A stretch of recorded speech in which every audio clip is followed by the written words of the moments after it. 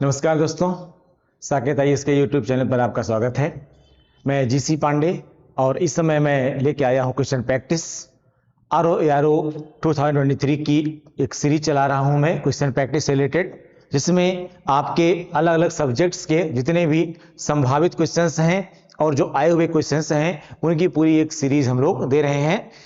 अभी इसमें आपको हर सब्जेक्ट का, जितने भी सब्जेक्ट आपके आरओ में हैं, सबके क्वेश्चन पेपर्स आपको अब मिल रहे हैं, मॉडल क्वेश्चन से मिल रहे हैं, जिनको आपको एग्जाम क्रैक करने में हेल्प करेंगे। क्वेश्चन प्रैक्टिस रिवीजन का एक बेटर मीडियम माना जाता है। जब हम आप पढ़ते हैं और उससे रिलेटेड जो क्वेश्चंस आए हुए होते हैं या उससे रिलेटेड जो क्वेश्चन बन सकते हैं, ठीक है, अगर उन पर हमने प्रैक्टिस कर रखी है तो हमारे पढ़ने का जो दायरा होता है वो काफ़ी बड़ा हो जाता है। मतलब हम जितना पढ़ते हैं उससे ज़्यादा हम कहीं ना कहीं सीख चुके होते हैं। तो किसी भी एग्ज़ाम की सक्सेस के लिए, चाहे वो प्रीलिम्स यानी ऑब्जेक्टिव बेस्ड क्वेश्चंस हों, चाहे वो सब्जेक्टिव बेस्ड क्वेश्चंस हों, उनकी प्रैक्टिस होना बहुत जरूरी होता है। अब चूंकि ये ऑब्जेक्टिव बेस्ड आपका पेपर है, तो ऐसे में जो है आपके ऑब्जेक्टिव क्वेश्चन की प्रैक्टिस होना बहुत जरूरी है। उसी में मैं आपको साइंस एंड टेक्नोलॉजी के क्वेश्चन प्रैक्टिस करा रहा हूं, जिसमें हम अभी बायोलॉजी के क्वेश्चंस मैक्सिमम ले रहे हैं। कभी एक आध दो क्वेश्चन आ गया अदर, तो उसके बाद फिर हम फिजिक्स केमिस्ट्री के क्वेश्चंस लेंगे, एग्रीकल्चर के क्वेश्चंस लेंगे। ठीक है, तो इस सीरीज में हम लोग आज स्टार्ट कर रहे हैं अपना 10वां प्रैक्टिस सेट, और उसमें पहला क्वेश्चन, मानव स्वास्थ्य के लिए ट्रांस वसा सामान्यतः हानिकारक समझा जाता है। ट्रांस वसा को सामान्यतः क्या किया जाता है? हानिकारक माना जाता है। अब ये ट्रांस वसा क्या है आप जानते हैं? ट्रांस वसा यानी ट्रांस फैट। ठीक है, ट्रांस फैट से मतलब होता है ऐसा हाइड्रोनाइज्ड फैट जिसमें बेसिकली जैसे ऑयल होता है, ठीक है ना, ऑयल पर जब हाइड्रोनाइजेशन होता है तो इस हाइड्रोजिनाइजेशन में इसके चूंकि तापमान जो होते हैं वो चेंज किए जाते हैं, इनमें टेम्परेचर चेंज किया जाता है, तो अल्टीमेटली ये ऑयल से मोस्टली सॉलिड फॉर्म में हो जाता है। किसमें? सॉलिड फॉर्म में आ जाता है, ठीक है ना। और ये जो सॉलिड फॉर्म होता है ये मोस्टली जो रूम टेम्परेचर होता है उसमें भी सॉलिड होता है। अब प्रॉब्लम ये कई तरह से आपको नुकसान पहुंचाता है। कई कंट्रीज में तो ट्रांस फैट पर रोक भी है, लेकिन कई सारी चीजें ऐसी होती हैं जो क्या करती हैं, इस ट्रांस फैट को कम करने का भी कार्य करती हैं। ठीक है, तो अब क्वेश्चन क्या पूछ रहा है कि मानव स्वास्थ्य के लिए ट्रांस वसा सामान्यतः हानिकारक समझा जाता है। ट्रांस वसा को सामान्यतः हानिकारक समझा जाता है क्योंकि यह स्तर कम करता है किसका? एचडीएल का, एलडीएल का, ट्राइग्लिसराइड का, इंसुलिन का। ठीक है, अब एचडीएल क्या है? एचडीएल का पूरा नाम है high density lipoprotein. High density lipoprotein. LDL का पूरा नाम है लो डेंसिटी लिपोप्रोटीन। ठीक है, और इंसुलिन आप जानते हैं हार्मोन है, उसका कोई संबंध यहां पर नहीं है क्योंकि इसका संबंध किससे है? ग्लूकोज के एब्जॉर्प्शन से है। ठीक है, ग्लूकोज के जो है अवशोषण से है और एक्स्ट्रा ग्लूकोज को ग्लाइकोजन में कन्वर्ट करने से है। ट्राइग्लिसराइड से भी यहां कोई संबंध नहीं, ये भी फैट का ही टाइप है, लेकिन क्वेश्चन क्या कह रहा है कि हानिकारक समझा जाता है क्योंकि यह स्तर कम करता है किसका? एचडीएल का। किसका कम करता है? एचडीएल का। और एचडीएल क्या है? High density lipoprotein. तो इस हिसाब से आंसर क्या होगा इसका? ए होगा। लेकिन आखिर एचडीएल क्या है? एचडीएल के स्तर को कम करने को हानिकारक क्यों माना जाता है? एक्चुअली जो एचडीएल है हमारा, ये एचडीएल हमारी बॉडी में जितने भी मेम्ब्रेन, इसको हम अच्छा कोलेस्ट्रॉल भी कहते हैं। एलडीएल को क्या बोलते हैं हम? बैड कोलेस्ट्रॉल कहते हैं। इसको हम अच्छा कोलेस्ट्रॉल मानते हैं। अच्छा कोलेस्ट्रॉल क्यों मानते हैं समझिए। एक्चुअली ये जो एचडीएल है, मैंने कहा इसे हम कहते हैं, ठीक है, गुड कोलेस्ट्रॉल, और जो एलडीएल है इसे हम कहते हैं बैड कोलेस्ट्रॉल। क्या कहते हैं? Bad cholesterol. अब ये जो एचडीएल है हमारा, जितने भी हमारी बॉडी में मेम्ब्रेन बाउंड स्ट्रक्चर हैं, ठीक है, यानी हमारी बॉडी में जितने भी झिल्ली नुमा कोशिकांग हैं उन सभी की रचना में क्या करता है? भाग लेता है। एलडीएल क्या करता है? एलडीएल जो हमारे हृदय की पेशियों को रुधिर की आपूर्ति करती है, और वो उसे क्या कहते हैं? उसे कोरोनरी आर्टरी कहते हैं। क्या कहते हैं? कोरोनरी आर्टरी कहते हैं, कोरोनरी धमनी कहते हैं। मोस्टली यहां पर जब ये जमा हो जाता है, जैसे इसमें क्या बह रहा है? इसमें ब्लड बह रहा है। ये क्या बह रहा है? ब्लड बह रहा है, ठीक है ना। लेकिन ये जो एलडीएल है हमारा, जब इसकी मात्रा ज्यादा हो जाती है तो ये क्या करता है? ये जो एलडीएल है, इसको आप ऐसे समझिएगा, ये जो एलडीएल है ये लगभग ये ऐसे ऐसे देखिए, ऐसे ऐसे रक्त वाहिका के यहाँ पर क्या हो जाता है? जमा होने लगता है। और जब ये ऐसे ऐसे जमा होने लगता है तो ये रक्त वाहिका के यानी कोरोनरी आर्टरी के इंटरनल डायमीटर को क्या करेगा? कम कर देगा। और जब इसके आंतरिक व्यास को कम कर देगा तो यहाँ जो रक्त बह रहा है ये इसके सामान्य रक्त संचरण में क्या होगी? बाधा उत्पन्न होगी ना। ये ब्लड बह रहा है, इसमें क्या आ जाएगा? इसमें जो है इसका एरिया कम हो जाएगा। अल्टीमेटली हृदय की पेशियों को रुधिर की आपूर्ति पूरी तरह से नहीं हो पाएगी, और फिर आपको जितने भी हार्ट से रिलेटेड प्रॉब्लम आएंगी, ठीक है ना,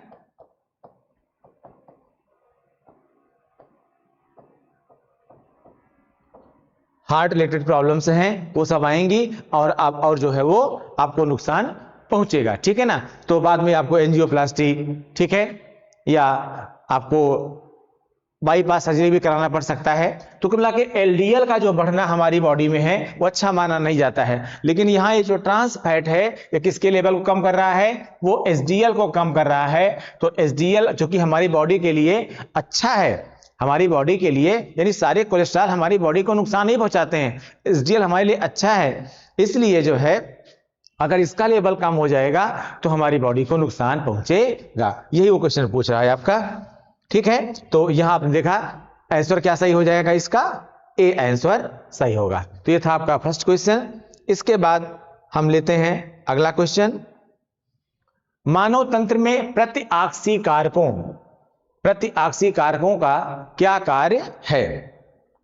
प्रतिआक्सीय कारकों को इंग्लिश में बोलते हैं एंटीऑक्सीडेंट। क्या बोलते हैं? एंटीऑक्सीडेंट। ये क्या करते हैं? एंटीऑक्सीडेंट क्या करते हैं हमारे शरीर में? एक्चुअली जो एंटीऑक्सीडेंट्स होते हैं, ये क्वेश्चन क्या कह रहा है? मानव तंत्र में प्रतिआक्सीय कारकों का क्या कार्य है? यह विटामिन संश्लेषण को बढ़ाते हैं। फिर कह रहा है यह कार्बोहाइड्रेट, प्रोटीन तथा वसा के अत्यधिक ऑक्सीकरण को रोकते हैं। तीसरा कह रहा है यह मुक्त मूलकों, ठीक है, मुक्त मूलकों, इसे इंग्लिश में कहेंगे फ्री रेडिकल्स, फ्री रेडिकल्स, मुक्त मूलकों के प्रभाव से कोशिकाओं को बचाते हैं। यह काल प्रभावन प्रक्रिया को धीमा कर देते हैं। काल प्रभावन प्रक्रिया यानी जो, ठीक है, एज इफेक्ट होता है उसकी बात कर रहा है, ठीक है। एक उम्र का जो प्रभाव होता है, धीमा कर देने वाले जीन्स को सक्रिय कर देते हैं। काल प्रभावन प्रक्रिया को धीमा कर देने वाले जीन्स को सक्रिय कर देते हैं। इसमें आंसर क्या होगा? आंसर पर हम बाद में बात करते हैं, लेकिन पहले जानिएगा कि एंटीऑक्सीडेंट्स क्या होते हैं।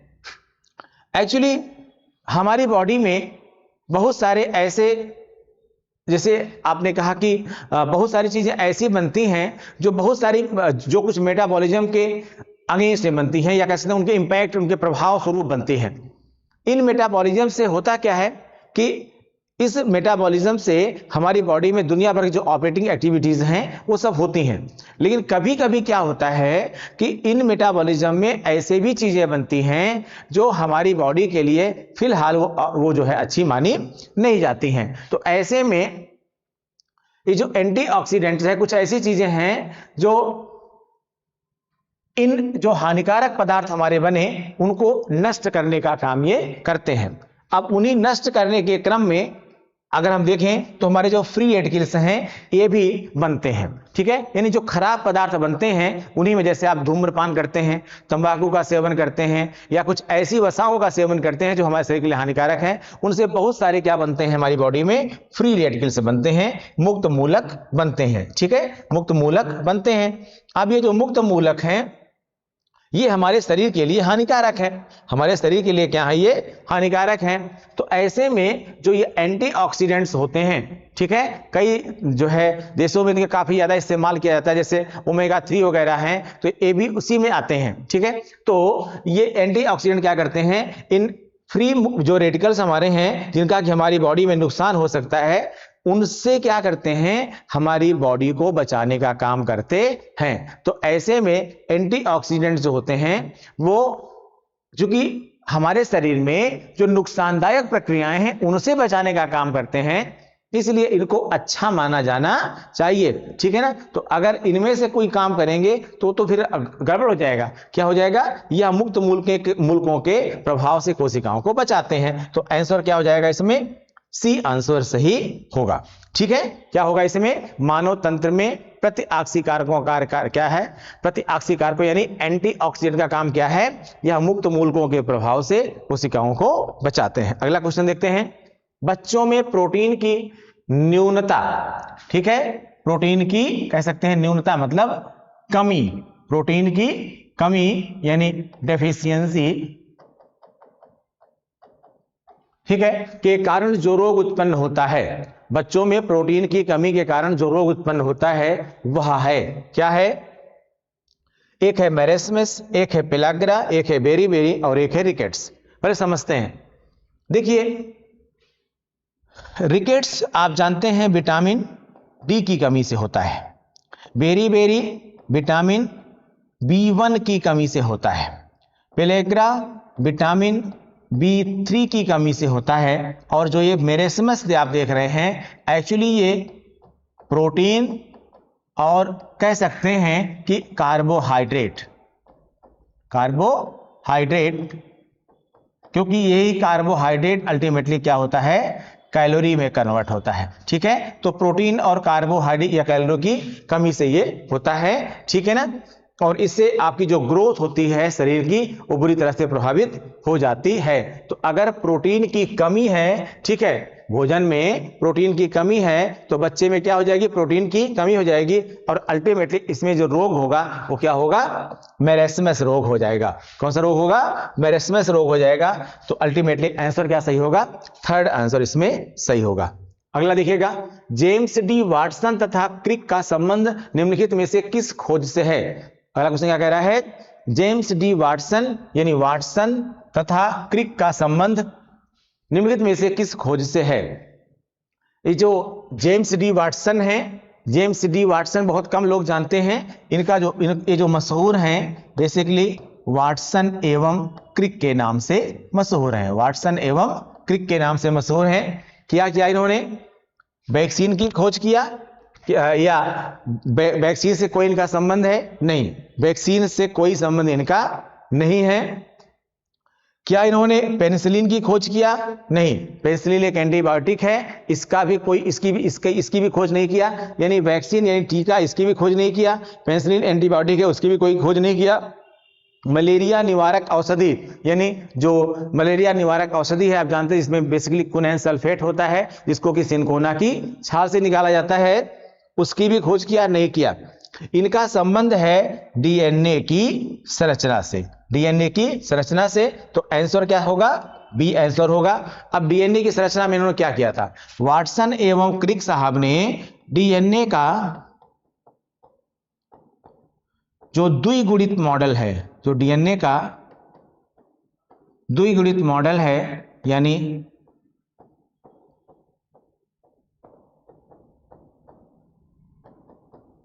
Double helical model, double helical model द्विगुणित मॉडल है उसको दिया था, ठीक है। द्विगुणित मॉडल यानी ये जो मॉडल था, ठीक है, ये क्या था, इसको थोड़ा सा क्लियर नहीं हो रहा, जो डीएनए का द्विगुणित मॉडल था आप लोग इसको जानते हैं।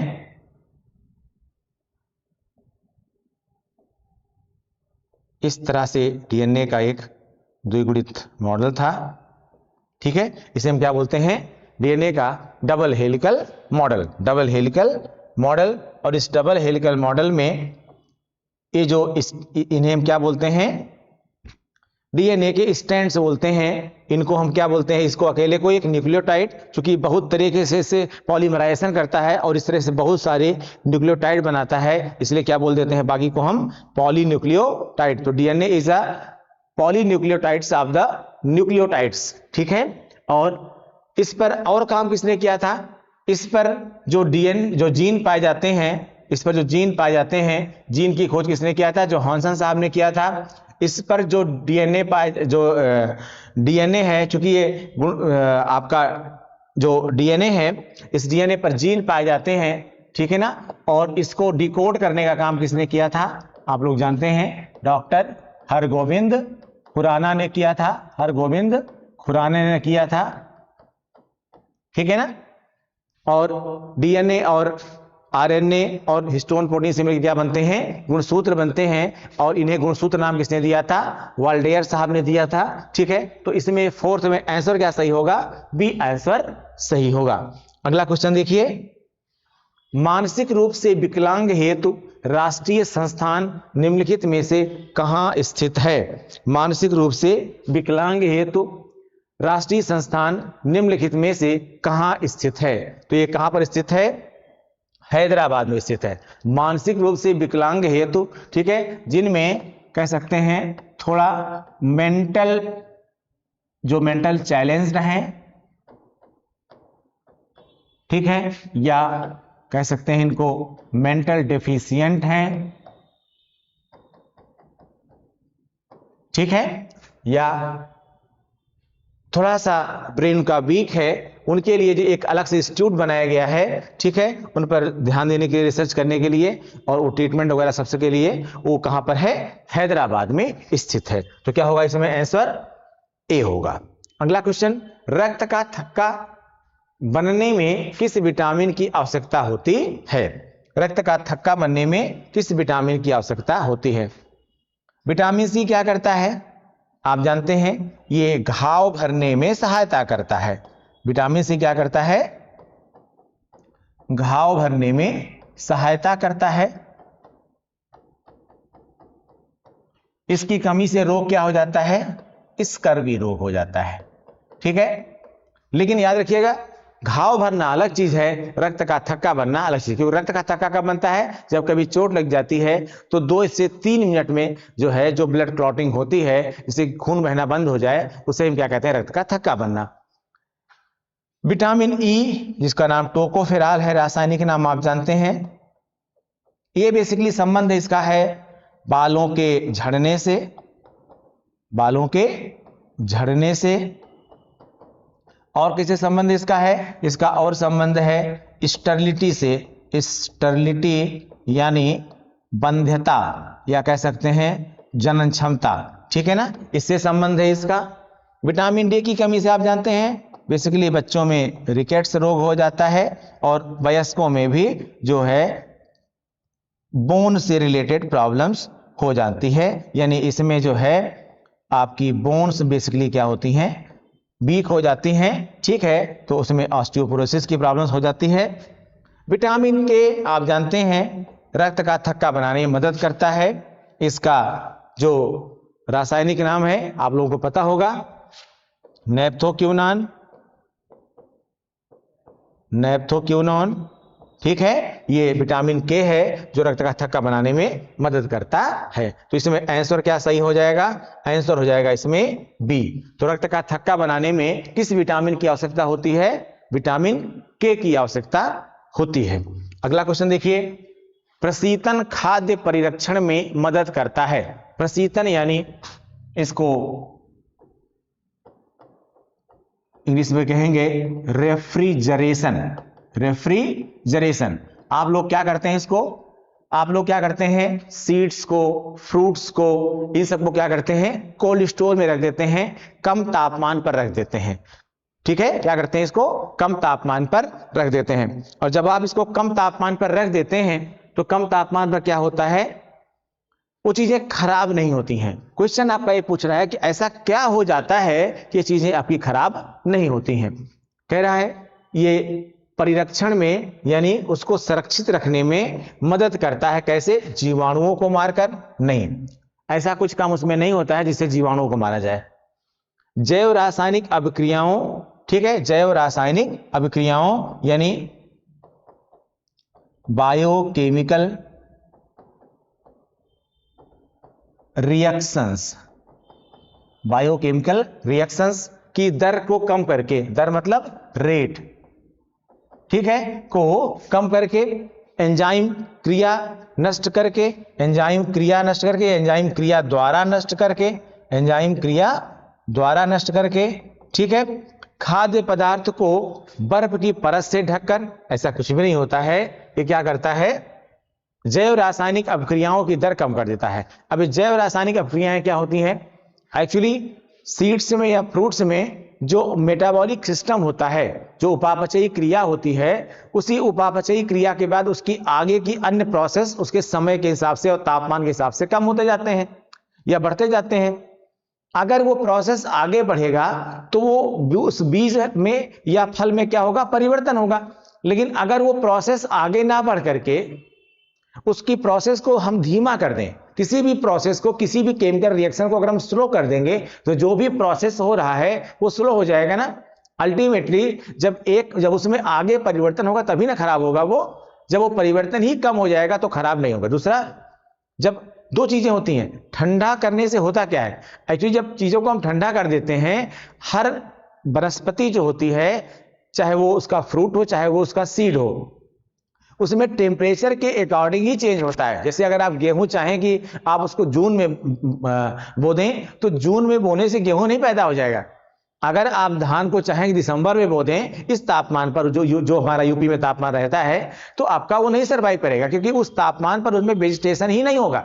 जाहिर सी बात है कि वेजिटेशन के लिए उसमें वो टेम्परेचर चाहिए होता है, वो तापमान चाहिए होता है, और वो तापमान आपका स्पेसिफिक मंथ में ही मिलेगा। ठीक है, तो ये जो हमारे कोल्ड स्टोरेज हैं, ये चूंकि टेम्परेचर को कम कर देते हैं, तो टेम्परेचर कम करने से क्या होता है, उनके अंदर जो बायोकेमिकल प्रोसेस होता है वो कम हो जाता है। इसकी वजह से जो है, जो भी फ्रूट या सीड्स है उसमें कोई भी परिवर्तन नहीं हो पाता है, इसकी वजह से वो खराब नहीं होता है। तो आंसर क्या हो जाएगा इसमें, बी आंसर सही हो जाएगा। अगला क्वेश्चन देखिए, प्रोटीन की प्रचुरता वाले खाद्य पदार्थों में उपस्थित एमिनो अम्ल टायरोसिन के बारे में निम्नलिखित कथनों में से कौन एक सही नहीं है। क्या कह रहा है, सही नहीं है।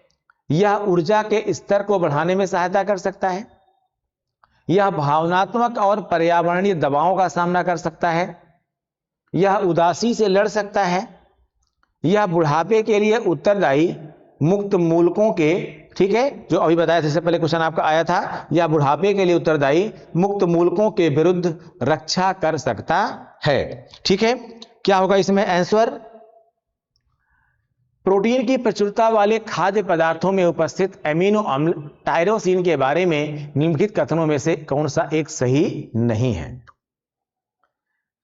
यह ऊर्जा के स्तर को बढ़ाने में मदद कर सकता है। देखिए, जब प्रोटीन की मेटाबॉलिज्म होगी तो प्रोटीन का, आप जानते हैं, अगर आपकी बॉडी में कार्बोहाइड्रेट्स की कमी है तो लीवर आपका प्रोटीन की कुछ मात्रा को भी कार्बोहाइड्रेट में कन्वर्ट कर सकता है, और जो है, और ये जो टायरोसिन है ये प्रोटीन की मेटाबॉलिज्म के बाद ही टायरोसिन उत्पन्न होता है। प्रोटीन के उपापचय के पश्चात ही क्या होता है, टायरोसिन बनता है, जिसका आगे फिर से विखंडन किया जाता है। तो ऐसे में ये कह सकते हैं आप कि ऊर्जा के स्तर को बढ़ाने में सहायता कर सकता है। इसका मतलब सही है ये। यह भावात्मक और पर्यावरणीय दबावों का सामना कर सकता है। एक्चुअली इसका कोई विशेष तो नहीं मिल सकता है कि हाँ भाई ये सही है, ठीक है, ऐसा कुछ विशेष तो नहीं हो सकता है कि हाँ ये भी ऐसा काम करता है, लेकिन हाँ आप ये मान सकते हैं कि ऐसा ये कर सकता है। लेकिन फिर कह रहा है यह उदासी से लड़ सकता है। एक्चुअली ये जो जितनी चीजें आप देख रहे हैं, अगर एनर्जी कम है, ठीक है ना, तो ये तीनों जो ऑप्शन देख रहे हैं आप, ये जो तीनों ऑप्शन आप देख रहे हैं, कहीं ना कहीं इनका संबंध किससे होता है? एनर्जी से होता है, ऊर्जा से होता है, और पॉजिटिव हार्मोन से होता है। किससे? पॉजिटिव हार्मोन से होता है। ठीक है। अब होता क्या है कि जितने भी हार्मोन्स होते हैं ये सब प्रोटीन से बने होते हैं। किससे बने होते हैं? प्रोटीन से बने होते हैं। ऊर्जा किससे मिलती है आपको? बेसिकली कार्बोहाइड्रेट, यानी ठीक है, जो फाइनली ग्लूकोज बनता है उससे मिलती है। अगर ये कम है तो ये सारी चीजें आएंगी। अब चाहे वो प्रोटीन से आए, चाहे वो फैट का चाहे प्रोटीन का कन्वर्जन हो कार्बोहाइड्रेट में, चाहे वो फैट का कन्वर्जन हो कार्बोहाइड्रेट में, लेकिन ये चाहिए। लेकिन बिल्कुल भी सही नहीं है क्या कि यह बुढ़ापे के लिए उत्तरदायी मुक्त मूलकों के विरुद्ध रक्षा कर सकता है। एक्चुअली ये ही आंसर इसमें सही होगा। ये बिल्कुल भी नहीं होगा, ये बिल्कुल भी सही नहीं है। क्यों ऐसा कह रहे हैं? ऐसा इसलिए कहा जा रहा है क्योंकि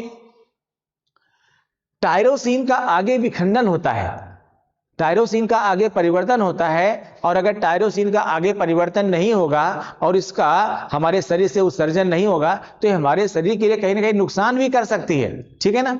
जाहिर सी बात है, जो नुकसान वाली चीज है वो हमारी बॉडी में रह करके फायदा कैसे कर सकती है? ठीक है ना? और वो बुढ़ापे के लिए मुक्त मूलकों के विरुद्ध लड़ाई लड़ेगी। जो हानिकारक पदार्थ है वो बुढ़ापे की प्रक्रिया के लिए आपके लिए लाभदायक हो सकती है। ऐसा तो नहीं हो सकता है। जाहिर सी बात है, आंसर क्या होगा इसमें? डी आंसर सही होगा।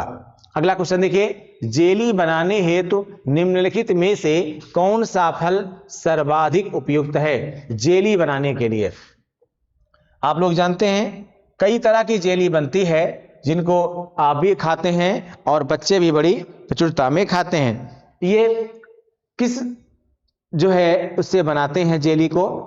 बेसिकली देखिए, आपके सामने ऑप्शन है आम, पपीता, अमरूद और कैथ। आम, पपीता, अमरूद और कैथ। ठीक है। इसमें कुछ जेली बनाने में पपाया का भी यूज किया जाता है, कुछ जेली बनाने में पपाया का भी यूज किया जाता है। उसे मैंगो जेली भी बनती है। ठीक है, मैंगो जेली भी बनती है और उसका भी इस्तेमाल किया जाता है। लेकिन बेसिकली जो इस्तेमाल होता है जेली बनाने में वो अमरूद का किया जाता है। अमरूद का जो है वो जेली बनाने में बहुतायत में इस्तेमाल किया जाता है। ठीक है, इसमें आंसर क्या सही होगा? सी आंसर सही होगा। बहार एक प्रसिद्ध प्रजाति है। बहार एक प्रसिद्ध प्रजाति है। किसकी? बहार अरहर की एक प्रजाति है। किसकी प्रजाति है? अरहर की। और अरहर आप जानते हैं भारत मूल की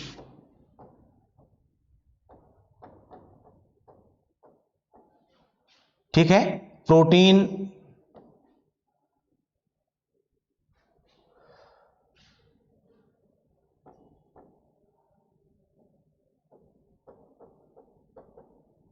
उपलब्ध कराने वाली क्या है? खाद्य फसल है।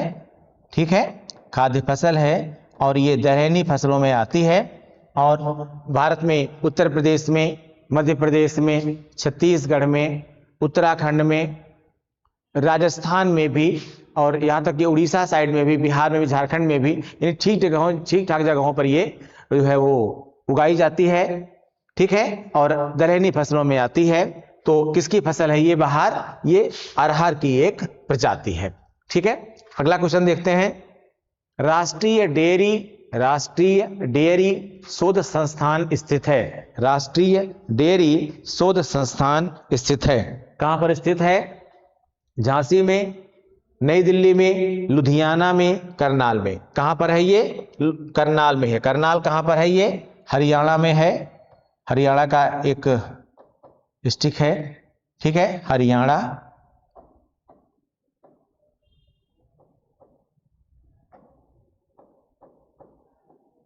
ठीक है, करनाल। देखिए ऐसे क्वेश्चंस को रटा ही जाता है। जैसे मैं अभी आपको बताया इससे पहले वाला क्वेश्चन कि बहार एक प्रसिद्ध प्रजाति है। किसकी प्रजाति है? अरहर की प्रजाति है। तो जाहिर सी बात है ऐसे क्वेश्चन को आप रटने के अलावा कोई चारा आपके पास नहीं है। तो राष्ट्रीय डेयरी शोध संस्थान ये कहां पर स्थित है?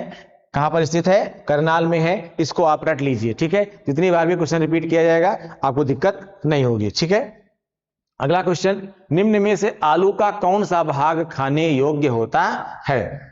कौन सा भाग खाने योग्य होता है? एक्चुअली बहुत सिंपल क्वेश्चन है, लेकिन जानबूझकर आपको कंफ्यूज किया है एग्जामिनर ने। तना, बीज, जड़ और फल। अब एक्चुअली आलू क्या है, बेसिकली आपको देखना क्या होगा कि आलू है क्या। भाई आलू जो है हमारा, ये क्या है? आलू पूरा हमारा तना है, ठीक है ना। आलू क्या है? पूरा तना है। तो इसमें चूंकि अगर हम उसके भाग की बात करते हैं, बीजोकार, पिंडोकार, फलाकी, तब तो दूसरी बात हो जाती। लेकिन चूंकि आलू पूरा का पूरा क्या है? तना है, तो जाहिर सी बात है क्या खाया जाएगा? तना ही ना खाया जाएगा। जैसे अदरक कोई पूछे तो क्या कहेंगे? अदरक भी तना ही है, तो क्या खाया जाएगा? तना ही पूरा खाया जाएगा। इसमें विकल्प के आधार पर क्या होगा? इसमें आंसर पहला हो जाएगा, यानी ए आंसर सही होगा। तो निम्न में से आलू का कौन सा भाग खाने योग्य होता है? तना होता है, ठीक है। अगला क्वेश्चन, डीपीटी का टीका निम्नलिखित में से किसकी सुरक्षा हेतु दिया जाता है? किससे सुरक्षा हेतु दिया जाता है? टिटनेस, पोलियो, प्लेग से, टीबी, पोलियो, डिप्थीरिया से, डिप्थीरिया, कुकुर खांसी, ठीक है, यानी हुपिंग कफ या पर्ट्यूसिस बोलते हैं आप इसको, टिटनेस और डिप्थीरिया कुष्ठ रोग से। ठीक, किसके लिए दिया जाता है? एक्चुअली ये जो डीपीटी का टीका है, ये डिप्थीरिया, कुकुर खांसी और टिटनेस के लिए दिया जाता है, ठीक है। क्या है समझिए। एक्चुअली 3 शब्द हैं इसमें, डी, पी और टी, ठीक है। ये जो डी है इसका संबंध किससे है? डिप्थीरिया से है। किससे है? डिप्थीरिया से है। और इसका संबंध है, इसको मैंने हिंदी में लिख दिया, कोई बात नहीं, इसका है पर्ट्यूसिस से। किससे? पर्ट्यूसिस से। और इसका संबंध है टिटनेस से, ठीक है। किससे संबंध है इसका? टिटनेस से संबंध है।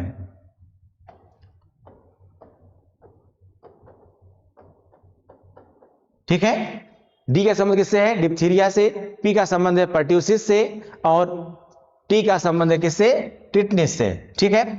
अब इसमें जो ये पर्ट्यूसिस है, इसी को हुपिंग कफ भी कहते हैं, काली खांसी या कुकुर खांसी भी कहते हैं। और टिटनेस, इसको हम हिंदी में धनुष टंकार भी कहते हैं, और भी कई नामों से कहते हैं, इसको जानते हैं बस आप। लेकिन इंग्लिश में आप रटिए, आपको भूलेगा नहीं। तो ये तीनों का मतलब यहां पर ये हुआ।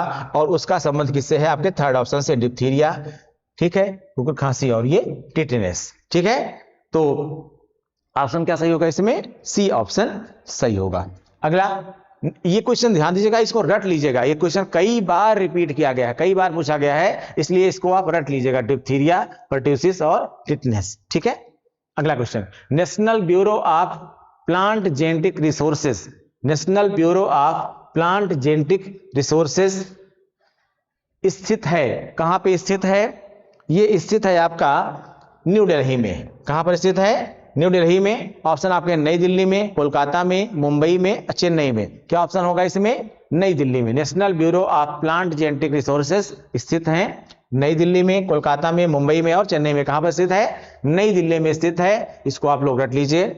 अगला क्वेश्चन, शरीर के जोड़ों में गठिया रोग, ठीक है, क्या बोलते हैं इसको?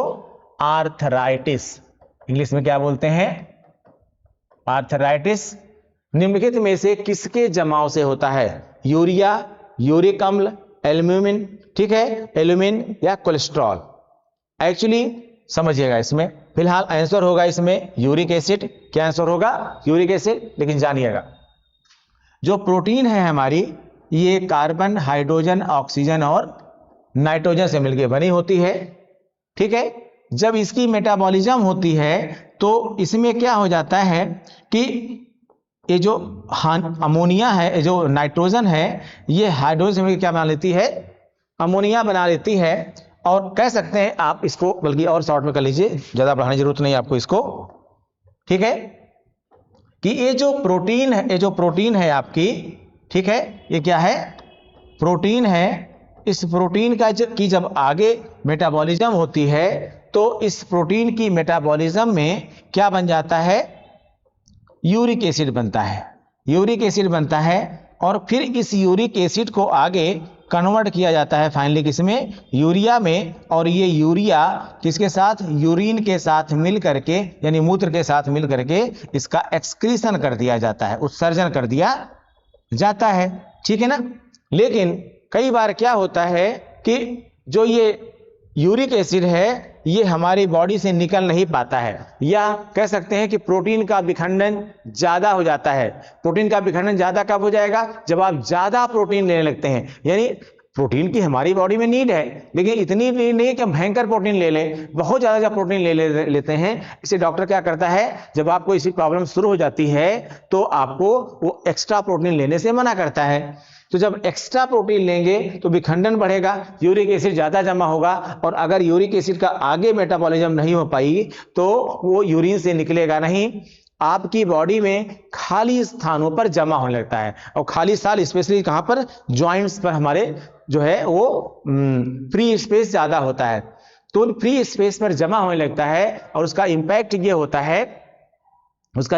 होता है कि जो है वो यूरिक एसिड अंगों को फैलने या सिकुड़ने में थोड़ा सा प्रॉब्लम करने लगता है, और इसी बीमारी को हम क्या बोलते हैं?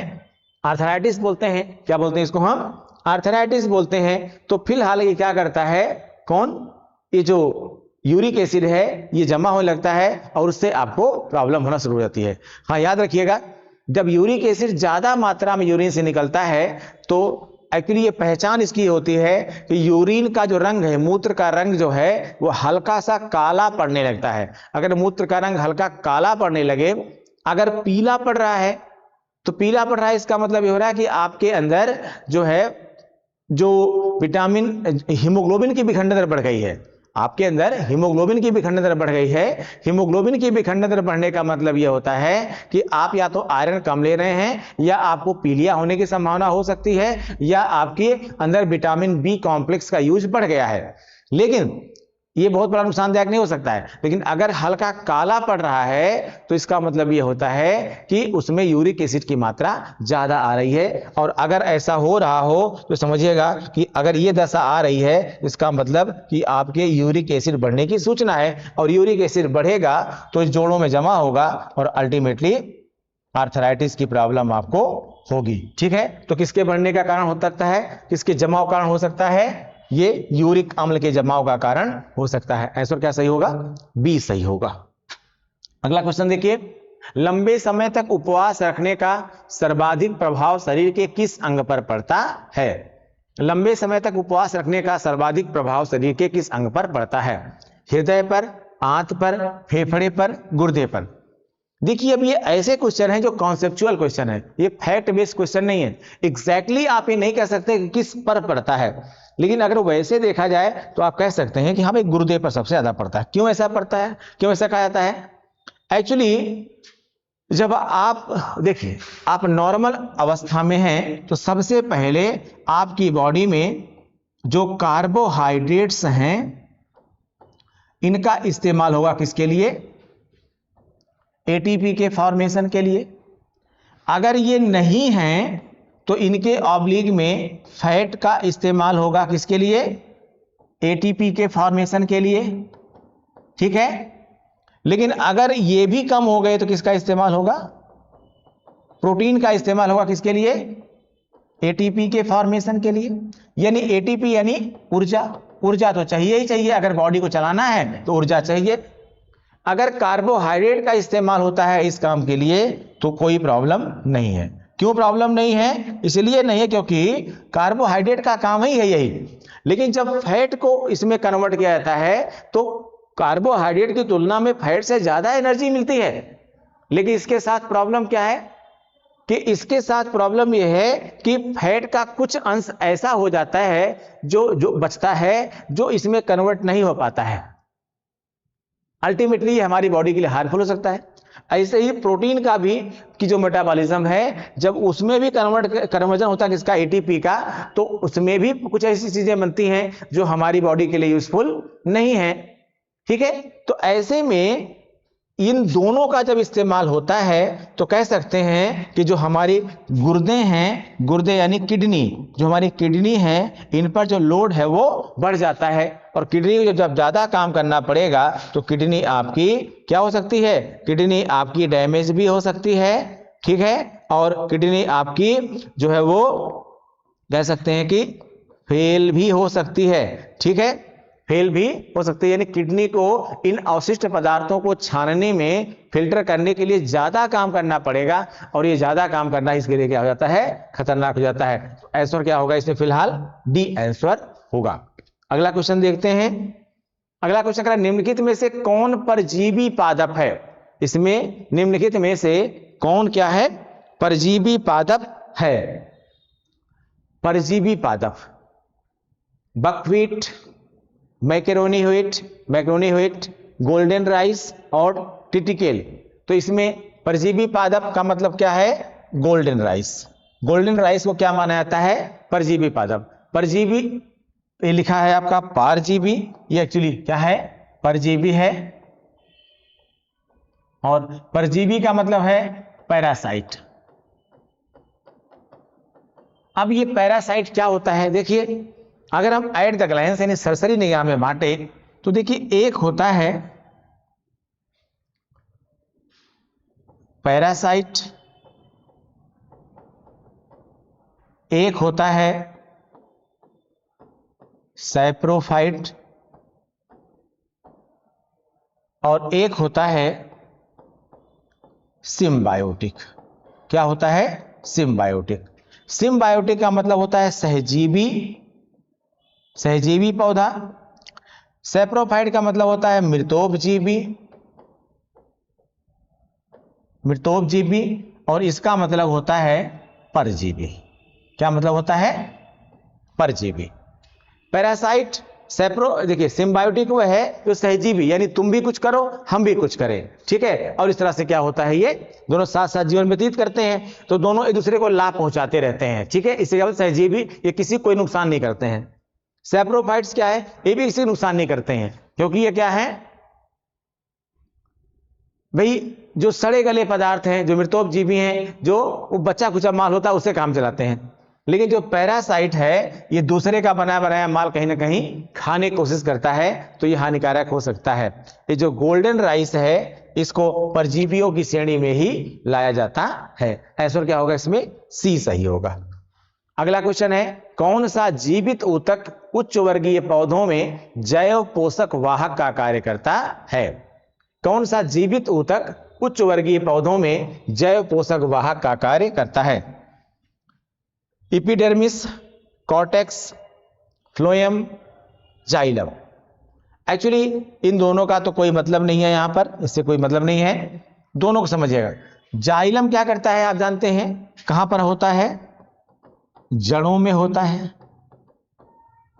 और क्या करता है, ये भूमि से जल और खनिज लवण को अवशोषित करके क्या करता है,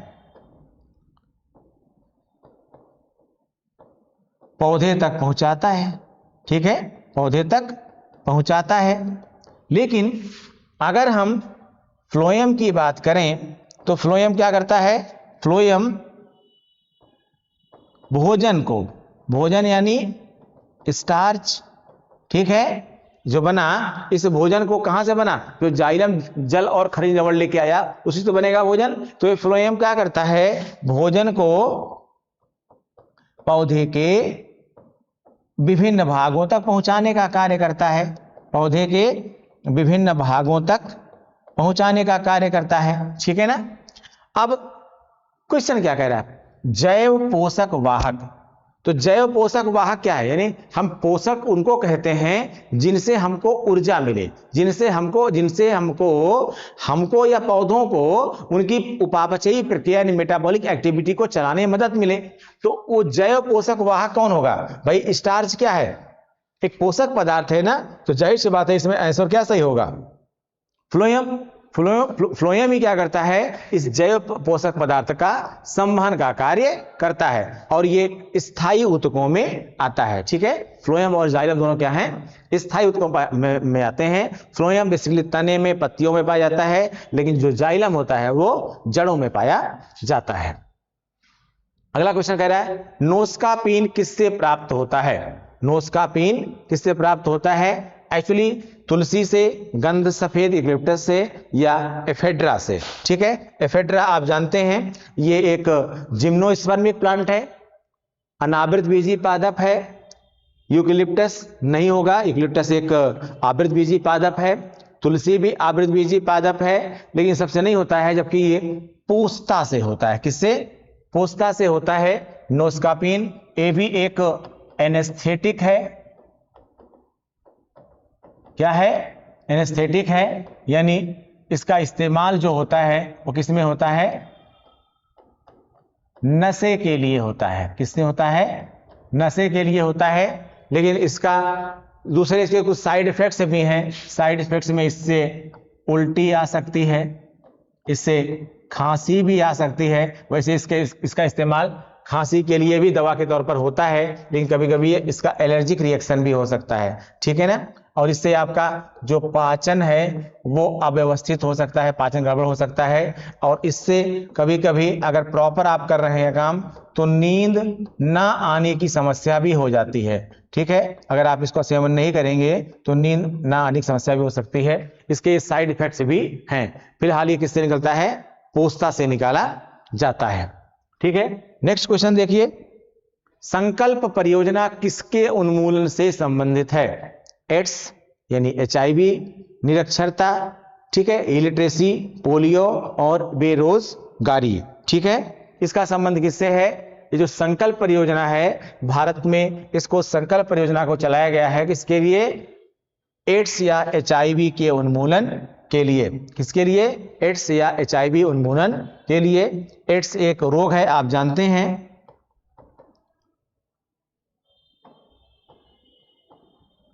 ये जो एड्स रोग है इसका पूरा नाम एक्वायर्ड इम्यूनोडिफिशियंसी सिंड्रोम होता है। और ये एड्स रोग जो है वो किससे होता है? HIV विषाणु यानी ह्यूमन इम्यूनो डिफिशियंसी वायरस से होता है। और ये जो रोग है HIV है, इसको हम करो या मरो, इसको हम जो है क्या बोलते हैं? HIV विषाणु को हम क्या कहते हैं? घात करो और छिप जाओ, क्योंकि ये सामान्य टेस्ट में आ नहीं पाता है। ये केवल एलिजा टेस्ट जब किया जाता है, एलिजा जब टेस्ट किया जाता है तो एलिजा टेस्ट में ही आता है। ठीक है, इसके लिए एलिजा टेस्ट की जरूरत पड़ती है।